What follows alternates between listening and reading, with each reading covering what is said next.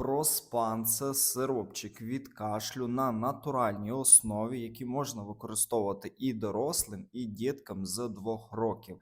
І що дуже важливо, діткам він подобається на смак, що зараз велика рідкість, тому що дуже часто наші малюки люблять відмовлятись від використання тих чи інших сиропів, тому що вони не смачні. З проспаном таких проблем не буде. Тому, мами, беріть на вооруження, додавайте в аптечку, точно знадобиться.